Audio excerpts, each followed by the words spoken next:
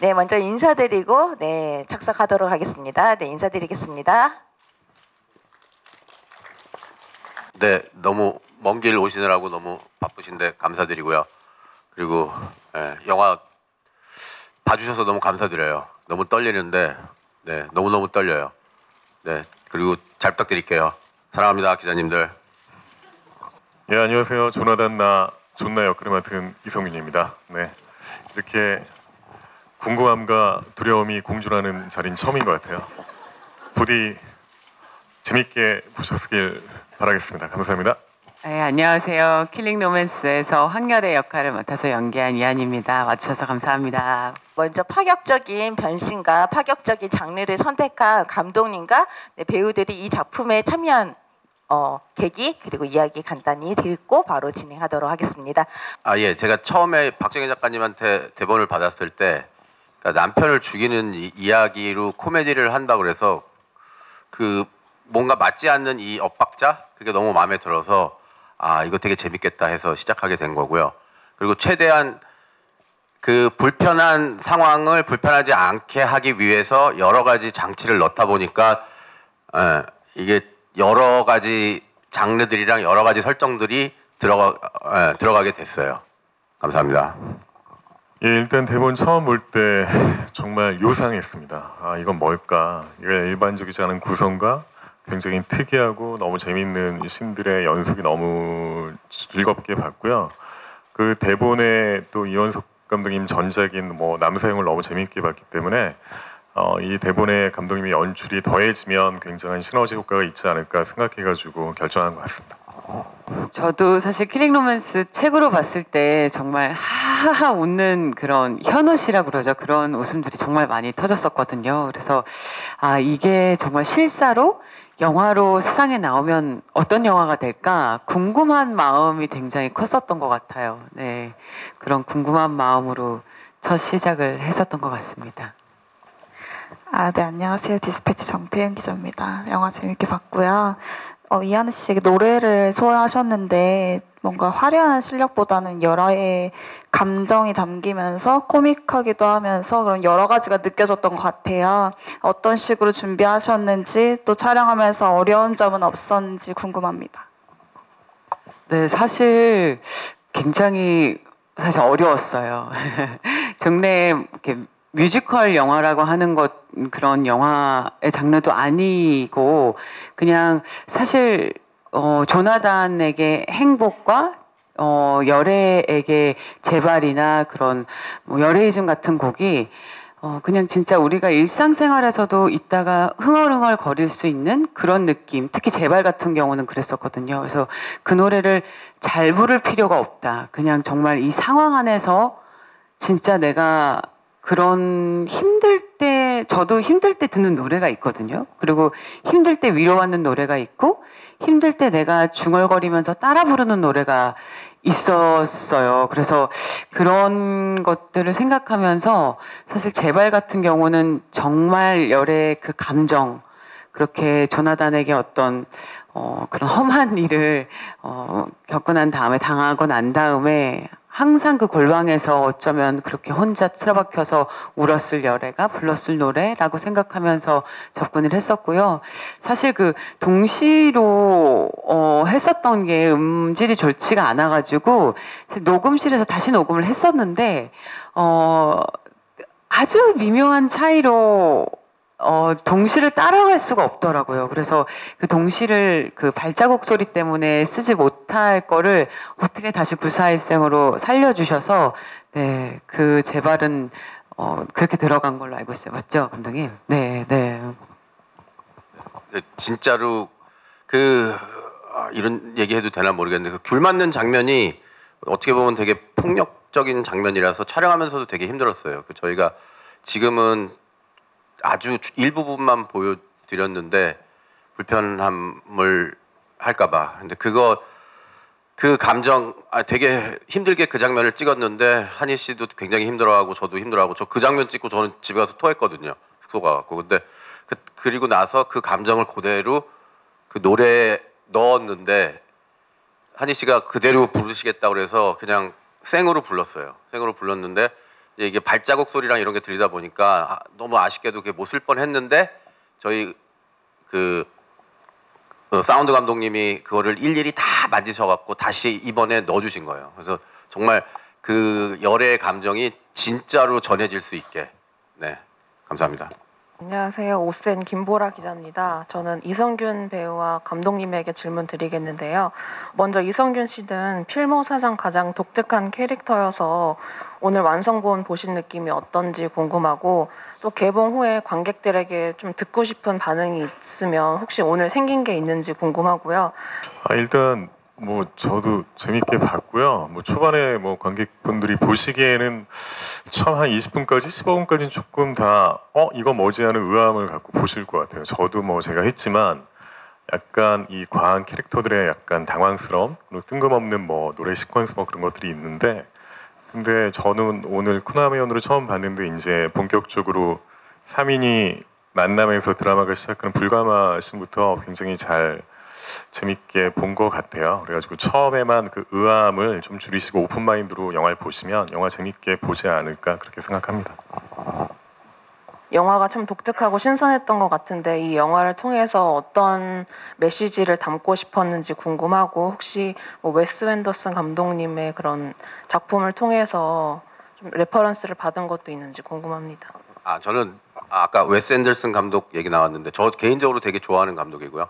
그리고 제가 학교 다닐 때 그분이 이제 그 뉴 아메리칸 시네마라고 그래갖고 그분이랑 스파이크 존스랑 그런 감독님들이 막 떠오르기 시작할 때였거든요. 그래서 저는 영향을 많이 받았고요. 뭐 그렇다고 해서 제가 그분을 뭐 흉내내거나 그러기에는 너무 그분은 위에 계신 분이고. 예.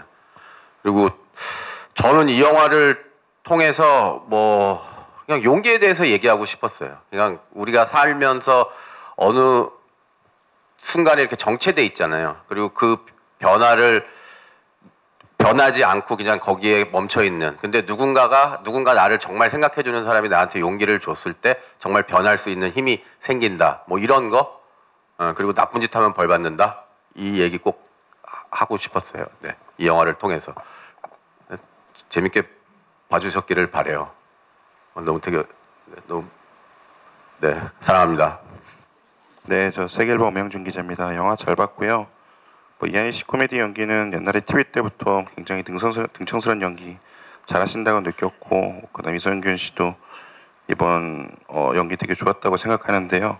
일단 연기를 하시면서, 그러니까 그 쿤밍이 연기를 한다는 게 어떤 생각으로 좀 그 연기에 임하는지 좀 궁금하고요. 각 배우님께서 가장 기억에 남는 장면은 뭔지 좀 궁금합니다. 저는 사실 코미디 연기를 사실 따로 두지는 않는 것 같아요. 이렇게 오히려 찍고 나서 관객분들이나 기자분들이나 이렇게 외부의 그런 분들을 뵈었을 때 그분들이 이제 코미디를 하셨네요 이렇게 얘기를 하시면 그때서야 내가 코미디를 했구나 이렇게 생각이 드는데요. 사실 왜냐면 코미디라고 하기에는 저는 똑같이 연기하는 것 같아요. 그냥 정말 진정성으로 해야 된다고 생각을 하거든요. 물론 코미디가 타이밍도 맞아야 되고 그 센스도 있어야 되고 물론 그런 엇박의 어떤 묘미도 있어야 되고 여러 가지 합이 맞아야 딱 들어맞는 게 그래서 너무 어려운 게 코미디지만 배우인 저의 입장에서는 정말 아주 간절하고 아주 진짜 가짜가 아닌 진짜로 해야 된다고 생각을 항상 코미디는 코미디일수록 장난하면 안 된다 그런 생각을 하면서 연기를 하기 때문에 코미디에서 가장 중요한 거는 진짜 진정성 네, 그거라고 저는 생각하고 있어요. 저도 뭐 이번에 좀 뭐 코미디라기보다 굉장히 좀 이렇게 과장되고 만화적인 캐릭터를 하다 보니까 처음에 뭐 이렇게 좀 주저한 부분도 없지 않아 있었지만 이렇게 오히려 제가 그 인물에 더 다가간다고 느끼고 좀 더 나중에는 캐릭터를 구축하고 나니까 오히려 자유로웠던 것 같아요. 그러니까 그리고 또 분장팀, 의상팀이 그 조나단의 그 옷을 잘 입혀주셔가지고 가면놀이 하듯이 조금 접근을 하면서 좀 자유롭게 했던 것 같고요. 그리고 이번에 뭐 저희 팀워크가 너무 좋았어요. 그러니까 현장에 뭐 감독님부터 해가지고 저희 뭐 세 배우, 뭐 조단역 친구분들부터 현장이 너무 많이 화기애애하고 웃는 현장이었기 때문에 일단 되게 이타적으로 연기하고 리액션을 잘하면서 연기했던 것 같아요. 그러니까 어차피 캐릭터는 많은 분들의 도움으로 외형적인 건 만들어졌기 때문에 상황에 몰입하고 상대방 연기를 잘 보고 들으면 그에 맞는 또 재밌는 리액션이 나오기 때문에 저는 그게 플러스 알파가 됐다고 생각합니다. 저는 사실 극열지옥을 그렇게 찍을 거라고 생각을 잘 못했었던 것 같아요. 그래도 그림을 그리고 대충 가는데 항상 그림을 그렸던 것보다 더 많이 가게 되더라고요. 그리고 이렇게 세트가 아니라 진짜 그런 곳이 있었어요. 정말 극열지옥, 우리가 세트를 짓는다면 이렇게 짓고 싶다 하는 그런 곳이 있었고, 정말 아까 그 불 나오는 게 진짜 불이 나왔었거든요. 그래서 그 장면을 찍을 때 진짜 땀을 뻘뻘 흘리면서, 그리고 이렇게 아까 삽으로 이렇게 하다가 손으로 막 이렇게 하는 씬도 사실 그게 애드립이었어요. 손으로 하는 거 아니었고 그냥 계속 삽으로 한다였는데, 이게 시간은 없고 막 그러니까 막 손으로 막 그걸 하다가 손이 막 이렇게 막 까지기도 하고 막 그랬었는데요. 그 장면이 굉장히 우리 영화스럽다는 생각이 들었어요. 훅식확쿵 이렇게 말도 안 되는 네이밍을 붙여가면서 그 은율에 또 같이 조나단의 행복을 막 부르고 막 이런 게, 그런 황당한 전개가 하지만 좀 사랑스러움으로 포장이 되는 그런 굉장히 킬링 로맨스스러운 그런 장면이 아니었나 생각이 들어요. 그 장면. 네, 저는 중앙일보 나원정 기자인데요. 저는 감독님과 이성균 배우님께 질문이 있고요. 감독님께는 이 이야기가 전체적으로 굉장히 다양한 장르적 색깔이 묻어 있지만 주제적으로 보면 열애가 겪는 가스라이팅에 대한 이야기라고도 생각이 들었거든요. 그래서 이 이제 미묘한 그 조나단의 행위 같은 것들이 되게 눈에 많이 들어왔는데, 이 주제에 대해서 좀 어떤 부분 드러내시고 싶었는지 궁금하고, 또 그걸 표현하는 좀 불편하지 않은 방법을 위해서 아까 왜 그 타조가 화면을 뚫고 아예 이제 넘어가는 장면이나 뮤지컬을 정말 일상적인 그 장면과 섞어내는 연출들이 되게 빈번히 이루어지고 있는데, 사실 쉽지가 않고, 또 최근에 그 개봉한 한국 뮤지컬들이 아주 잘 되지는 않았잖아요. 그래서 익숙지 않은 장르 활용법인데 이런 연출에서 어떤 고민이 있으셨는지 두 가지 질문이 있고. 뭐 저한테 이 영화를 이제 시작하면서 솔직하게 굉장히 많이 레퍼런스로 쓴 거는 이병헌 감독의 바람이거든요. 그게 솔직히 말해서 웃길 수 없는 소재, 우리나라에서는 코미디로 할 수 없는 소재예요. 바람 피는 이야기를 가지고 코미디로 한다. 그 영화를 보는데 그 영화에서 이병헌 감독은 모든 종류의 코미디를 갖다 다 써요. 그런 거를 보면서 무언가 되게 사람들한테 불편하게 할 수 있는 거를 약간 피해 가면서 대신 또 찝어줄 땐 찝어줘야 된다라는 게 저희의 전략이었고요. 그리고 폭력은 최대한 되게 불편한 장면이 있고 정말 나쁜 사람이지만 그 나쁜 사람이 정말 죽일 정도로 밉지만 그래도 요만큼의 여지를 남겨주기 위해서 여러 가지 레이어를 만들어줬다고 해야 되나? 그러려고 노력했고요. 그리고 폭력에 있어서는 최대한 그러니까 묻으려고 했었어요. 그리고 솔직하게 얘기해서 몇 장면이 더 있었는데 그 장면들은 다 드러냈고요. 그리고 지금 있었던 저 장면도 최대한 어떤 동화적인 설정이라고 해야 되나? 되게 이게 맞는 얘기인지 모르겠는데 해서 최대한 톤다운을 시키려고 했었어요. 그냥 이런 일이 있었다, 관객들한테 직접적으로 보여주면서 불편하게 안 하더라도 충분히 저는 불편하다고 생각을 하거든요. 그래서 굳이 그걸 까서 다 보여줄 필요는 없다라고 생각을 해서 최대한 안 보여주려고 노력을 했어요. 그리고 다른 걸로 빨리 전환을 시키면서, 감정을 전환을 시키면서 빨리 진행시키려고 했어요. 그걸 잊어버리게 하기 위해.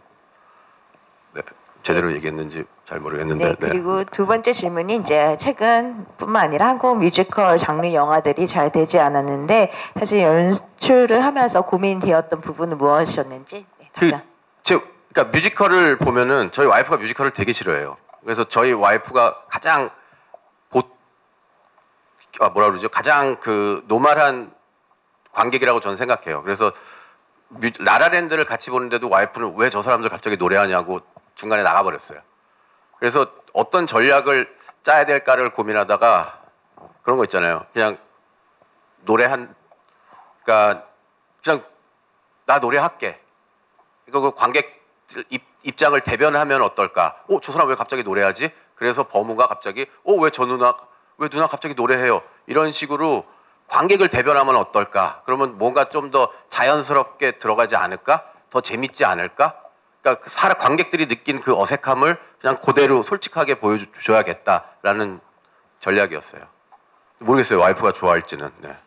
이성균 배우님께는 행복이랑 조나단에게 행복이란 무엇인가 여쭙고 싶을 만큼 정말 다양한 감정을 한 가지 곡으로 그리고 소요소 잘 표현을 해주신 것 같아요. 그래서 좀 포인트가 뭐셨는지 좀 그 곡을 그렇게 곱씹으면서 어떤 생각이 좀 드셨는지 궁금했습니다. 네, 와이프를 킬링시키는 부분인데요. 네, 이어서 네, 이성균 배우님 조나단에게 행복이란 무엇일까요? 예, 저도 그 질문을 감독님한테 초반에 했던 것 같아요. 왜 행복을 부르는지. 그리고 열애는 뭐 음악 시퀀스가 나올 때 그 상황에 맞는 약간 그런 동기부여가 되는 부분들이 있잖아요. 저한테 핫딜 당하거나, 그러니까 감정적으로 힘들거나. 근데 느닷없이 행복이 이렇게 나오기 때문에 이걸 불러야 되는 서사를 나름대로 좀 만들어야 됐는데, 일단 감독님한테 들은 답은 뭐 저는 뭐 유학을 안 가봐서 잘 모르겠지만 감독님은 되게 조기 유학하시거든요. 그래가지고 그 얘기를 해주셨어요. 그러니까 처음 유학 가고 이민 갈 때 마지막 들은 노래가 어쩌면 그 사람의 뭐 위로곡, 힐링곡 뭐 그런 게 되는 것 같다고. 그래가지고 아마 조나단한테 행복은 그 시절에 그걸로 약간 주문처럼 위로하는 곡이지 않았나, 그렇게 혼자 나름 생각하고 노래 불렀고, 그게 위안곡, 힐링곡이자 또 자기의 뭐 자존감이나 힘든 상황을 견디게 해주는 주문 같다고 생각했어요. 어쩌면 행복은 조나단의 정체성? 뭐 그렇게 생각하고 했겠죠. 네. 연합뉴스 김정진 기자입니다. 저 감독님께 두 가지 질문이 있는데요. 그 영화에서 어쨌든 레이니즘이랑 행복이라는 노래가 반복돼서 등장하는데 굳이 이 두 가지 노래를 택하신 이유가 무엇인지 좀 말씀 부탁드리고요. 그리고 그 불가마에서 남자 사용 설명서에 나오셨던 오정세 님이 그대로 등장하셨는데 네네. 그 전작의 세계관을 이어가신 이유, 그리고 앞으로 후속작에도 이렇게 계속 그 전작의 어떤 설정이나 세계관을 가져가고 싶으신지 이런 게 궁금합니다. 아, 오정세 배우는 앞으로 전화를 안 받겠대요. 네, 봉준호 감독님 아니면 전화 안 받으니까 전화하지 말라고 그러더라고요. 아, 농담이고요. 그러니까 정세랑 오정세 배우님이랑 옛날에 그런 얘기를 한 적이 있어요. 그러니까 그 남자 사용 설명서에 나오는 그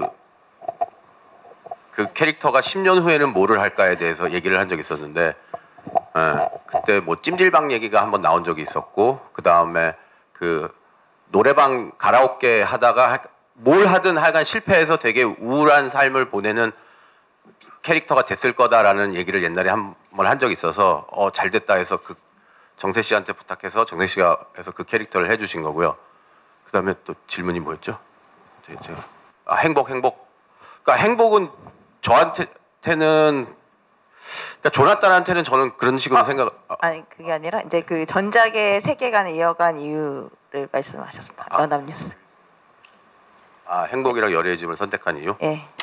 그 행복은 아까 성균 씨가 얘기한 대로 행복이란 거는 저한테 되게 특별한 노래예요. 되게 우울할 때 그 노래를 들으면은 되게 행복해지고, 그리고 H.O.T 팬들 여기 계실지도 모르겠지만 약간 행복을 강요하는 느낌? 그 노래를 들으면은 내가 되게 행복해지는 것 같고, 그리고 가끔 이렇게 전철에서 갑자기 그 노래가 나오면은 나도 모르게 막 신나고 뭐 이런 거.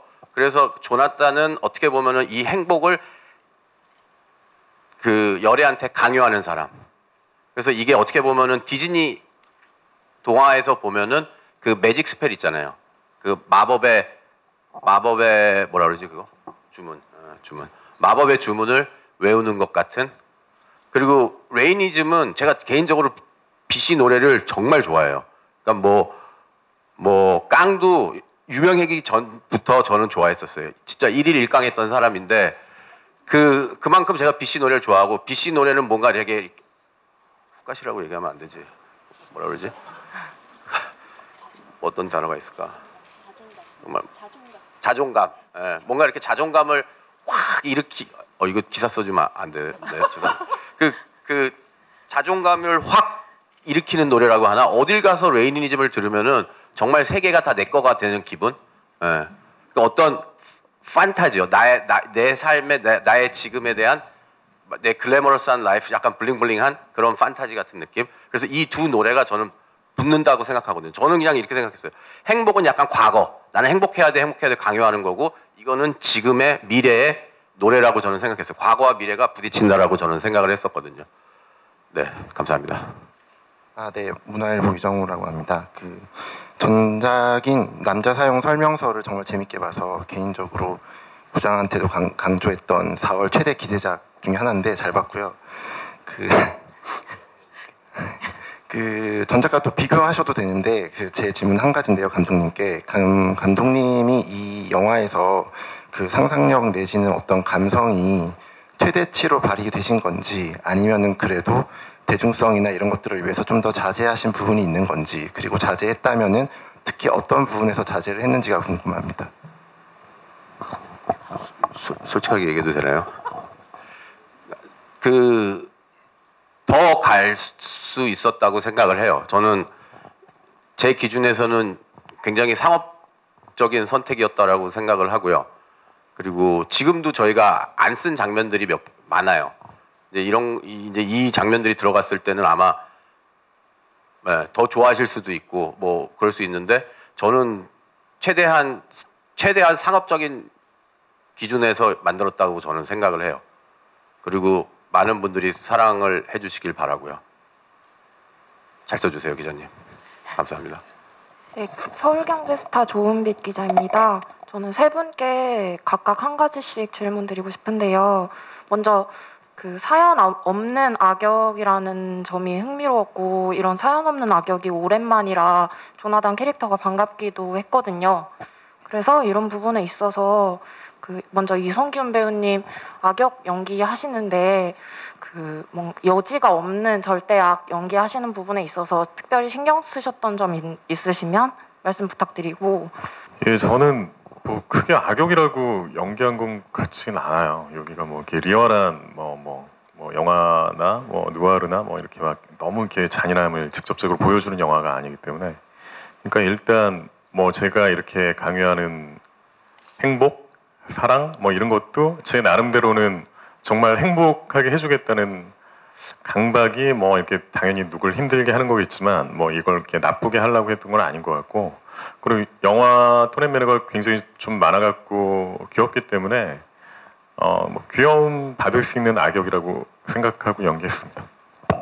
또 이한희 배우님께도 궁금한 점은, 남편에게 뭔가 당하는 시퀀스들이 계속해서 나오는데도 그 장면들이 전부 다 피해자라기보다는 뭔가 진취적인 인물로서 계속 읽혔거든요. 그래서 이 부분 연기하시는 데 있어서 특별히 염두에 두셨던 부분이 있는지 궁금합니다.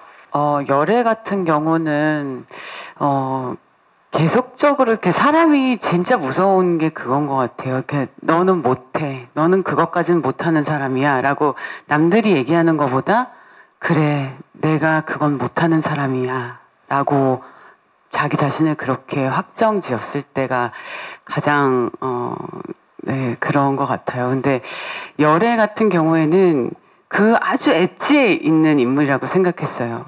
넌 못해, 넌 그런 사람이야, 넌 발령기야, 다시 절대 복귀할 수 없어 라고 얘기를 하는 그 조나단을 보면서 그래 라고 생각하지만, 그 1%, 2%의 그 분노, 아니야 나도 어쩌면 내 삶을 살 수 있을지도 몰라 하는 그 신락 같은 희망, 그 분노, 그런 것들을 눈에서는 계속 얼핏설핏 열애에서 보였기 때문에 아마 그렇게 생각하셨을 것 같아요. 그래서 열애 연기할 때도 완전히 짓밟지만 완전히 짓밟히지 않은, 짓밟히지만 그 와중에도 아직 씨앗은 살아있는 그런 인물이라고 생각을 했었어요. 이런 인물 구조를 연출하시는 데 있어서 특별히 주안점 있으셨으면 공유 부탁드립니다. 뭐였죠, 질문이? 네, 준비하는데 주안점이 무엇이었는지. 네. 준비하는데? 네. 뭘 준비했죠? 영화를 준비. 네네. 그것도 그거지만 지금 기억났어요. 왜, 다시 또 돌아갈게요. 왜 이 영화를 하게 됐는지. 아까 지금 한희 씨가 얘기했는데 맞아요. 그거였던 것 같아요. 한희 씨가 지금 얘기한 것처럼 이거를 딱 보면서 정말 그래요. 내가 되게 못났다 생각하는데 누군가가 나한테 요만큼의 용기를 줌으로써 나의 그 뭐라 그럴까, 나의 벽이, 나를 둘러쌌던 이 두려움의 벽이 무너진다. 그리고 타조는 그런 거였어요. 우리가 너무나도 하찮게 생각하고 지나치는 무언가한테 덕을 쌓았을 때, 아까 덕이 나오잖아요, 거기. 그 덕이 어떻게 사람한테 돌아오는지.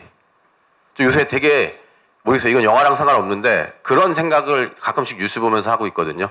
그래서 옛날에 SK에 있는 친구한테 한번 피칭을 했다 욕먹은 적이 있는데, 그게 뭐냐면은 착한 일 할 때마다 제가 착한 일 하신 분한테 땡큐 포인트를 쏴주는 거예요. 누군가 나한테 문을 열어주죠. 그러면 고마워요 하고 문 열어준 거에 대한 포인트를 쏴주고, 그래서 이렇게 행복한, 서로 도와주고 행복한 사람들이 되면 어떨까라는, 너무 산으로 빠졌죠. 네네. 뭐 하여간 그런, 그러니까 착한 세상이 됐으면 하는 거예요. 그래서 이 영화가 조금이나마 사람들한테 착한 마음을 주면 어떨까 해서 한 거고요. 그리고 이 영화를, 질문이 뭐였죠? 제가 지금 너무 이상한 데로 간 것 같아요. 네, 안녕하세요. 저 국민일보 임세정 기자입니다. 저는 이선균 배우께 질문 드리고 싶은데요. 그 지난해 킹메이커에 이어서 올해는 코미디 영화로 이제 관객들을 만나게 되셨는데요. 코로나 이후로 극장들이 상황이 안 좋잖아요. 흥행에 대한 부담은 없으신지, 또 색다른 캐릭터로 관객들을 만나시는 포부가 어떠신지 궁금합니다. 예, 일단은 뭐 흥행에 대한 부담이 왜 없겠습니까? 저희 하는 일에 뭐 저희뿐만 아니라 같이 참여했던 모든 뭐 스태프들, 배우들 다 이거는 갖고 있다고 생각하고 가져야 된다고 생각하고 있고요. 그리고 지금 코로나 이후에 극장, 뭐 한국 영화 위기라고 얘기하는데 저는 극장의 위기라고 생각해요. 너무나 많이 우연찮게 진짜 그 기생충 아카데미 100주년 때 받고, 정말 뭐 이렇게 드라마처럼 그 다음에 코로나가 터져가지고 극장 상황이 너무 안 좋아졌는데, 근데 그만큼 또 반대쪽으로 보면 OTT에 다양한 콘텐츠가 나오는 건 되게 고무적인 일이라고 생각하고요. 지금 저희가 한 2, 3년 동안 영화를 다 완성을 하고 극장의 거리두기, 시간 제한 뭐 이런 것 때문에 지금 보여드리지 못한 영화들이 있잖아요. 그러니까 그런 것들이 이제 코로나 시기가 전환이 되면서 저희 영화도 지금 나온 것처럼 이런 영화들이 하나 둘씩 오픈되면은, 지금까지 한국 영화가 이렇게 발전하고 사랑받는 이유는 관객들의 몫이 되게 크다고 생각하는데, 사랑이 다시 돌아올 거라고 생각합니다. 그러니까 앞으로도 이제 뭐 코로나가 다시 안 오길 바라면서 극장으로 많은 분들이 와주셨으면 좋겠습니다. 네, 안녕하세요. 문화뉴스 장민수 기자라고 합니다. 저 먼저 감독님께 질문이 있는데, 네. 이제 저는 보면서 예전에 단편 영화 랄라랜드였나요? 네네네. 그거랑 좀 비슷한 느낌을 많이 받았거든요. 네네. 그거의 어떤 연장선 같은 걸로도 좀 생각을 하셨는지 궁금하고, 네네. 또 그거 외에도 이제 여러 가지 장르적인 특징이 많이 묻어 있는 것 같은데, 이런 거를 하나로 좀 묶기 위해서 가져간 뭐 핵심 포인트 같은 게 있으셨다면 어떤 건지 궁금합니다. 네. 오늘 김보성 선배님 오세요. 랄라랜드 출연하셨던. 이따가 시사회 오시는데, 이따가 네. 죄송해요. 네. 랄라랜드의 영향, 네, 그걸 하면서 전 솔직히 되게 즐거웠거든요. 이렇게 노래를 쓸 수 있구나, 이렇게 노래를 쓰면 되는구나 라는 거를 전 솔직히 거기서 느꼈고요. 이거를 장편으로 가져가서 노래가 나오는 그걸 하면 어떨까라는 생각을 솔직히 랄라랜드에서 했어요. 그리고 다음 질문이 뭐예요? 네, 장르적인 특징을 하나로 묶기 위해서 신경 쓴 그 핵심 포인트 말씀 부탁드리겠습니다. 저는 이게 디즈니 마법에 빠진 사랑이라는 영화를 되게 좋아하거든요. 그리고 그런 영화를 한번 만들어 보면 어떨까. 대신 디즈니스럽지 않고 그냥 무언가 다른 느낌의 디즈니, 그러니까 저의 해석, 저희 배우들과 우리들의 해석으로 디즈니 영화를 다시 만들면 어떨까 해서 디즈니를 벤치마킹을, 디즈니 자꾸 얘기하면 잡혀가지 않나? 네, 디즈니 얘기를, 네, 그래서 디즈니 영화를 벤치마킹을 하게 됐어요. 네. 네, 안녕하세요. 저 헤럴드팝 이미지 기자인데요. 전 감독님이랑 이한희 배우께 질문 드릴게요. 감독님은 이제 남자 사용 설명서가 워낙 팬층이 두터웠잖아요. 근데 그 영화를 좋아하신 분들은 이 영화도 분명히 좋아할 것 같거든요. 좀 그런 부분을 좀 기대하시는 게 있는지랑 좀 남자 사용 설명서랑 비교해가지고 우리 이번 이 영화는 이런 재미가 있다. 좀 기대 포인트 소개해 주시면 좋을 것 같고. 그거를 굳이 생각하고 만든 건 아니고요. 저는 그거보다는 좀 더 제너럴한 영화라고 생각을 했거든요. 좀 더 크고 좀 더 많은 관객들한테 더 그거 할 수 있는 되게 그런 걸로 접근을 했어요. 말 잘하고 있나요? 네. 그리고 질문이 또 뭐였죠? 거의 다 말씀하셨는데요. 전작과 뭐 다른 차별점이 있는 기대 포인트가 이 작품에 있다면 마지막으로 답변 부탁드리겠습니다. 그러니까 전작은 어떻게 보면은 그 로맨 성공에 대한 이야기였다면은 뭐 가장 큰 거는 이거는 그냥 어떤 동화적인 주제로 이야기를 처음부터 끝까지 밀고 가고 싶었거든요. 그리고 그냥 한편에 관객들이 보면서 한편의 동화, 좀 이게 현실인지 판타지인지 그거를 헷갈리게 하면서 끝까지 몰고 가고 싶었거든요. 그게 남자 사용 설명서랑은 되게 다른 큰 차이였다고 저는 생각을 하거든요. 한희 씨는 이제 가볍게 네이리즘 관련 이렇게 노래 부르셨는데 좀 B 씨랑 친하시잖아요. 좀 따로 얘기 나눈 게 있으신지 궁금합니다. 네, 통화를 했어요. 통화도 하고. 근데 너무너무 감사하게 이렇게 레이니즘을 그 배드보이 근데 저희가 배드걸이어야 됐었거든요. 그래서 녹음을 다시 했어야 되는데 정말 흔쾌히 녹음을 해주셨어요. 그것도 완전 무보수로. 그래서 진짜 정말 의리 있는 레이니즘 월드스타 빈님께 다시 한번 머리 숙여 감사를 드립니다. 네, 감사합니다. 기자님들 도와주세요. 진짜 저희 한국 영화지만 저희 영화도 좀 잘 좀 부탁드리고요. 그리고 저희 영화 어떻게 보면은 낯설 수도 있지만 어떻게 보면은 굉장히 친근할 수 있는 영화고 마음을 내려놓고 편하게 보면은 너무나도 쉽게 다가올 수 있는 영화입니다. 그리고 기자님들 좋은 기사들 많이 써주시고요. 그리고 평생 좋은 일만 있으시고요. 그리고 제가 이 영화 3일 전에 봤는데 그 영화 보고 이틀 있다가 2kg가 빠졌어요. 저희 영화는 살도 빠져요. 그러니까 여러분들 꼭 홍보 좀 잘 부탁드려요. 그리고 여러분들 아시죠? 이거 갖고 가세요. 사랑합니다, 기자님들. 감사합니다. 예, 이렇게 저희 영화 이렇게 인터뷰해 주시고 관람해 주신 거 너무 감사드리고 많이 떨리는 자리였던 것 같아요. 떨리는 만큼 근데 또 오랜만에 이런 자리 갖게 된 게 너무 기쁘기도 하고요. 영화 좋은 점 보이셨다면 이제 극장에 좀 많이 찾아오게끔 좋은 기사 많이 부탁드리겠습니다. 감사합니다. 네, 킬링 로맨스 찍으면서도 진짜 이 영화가 세상에 나오면 어떨까, 관객들은 어떨까, 기자님들 반응은 어떠실까 굉장히 궁금했었어요. 이제 얼마 안 남은 개봉일을 앞두고 있는데요.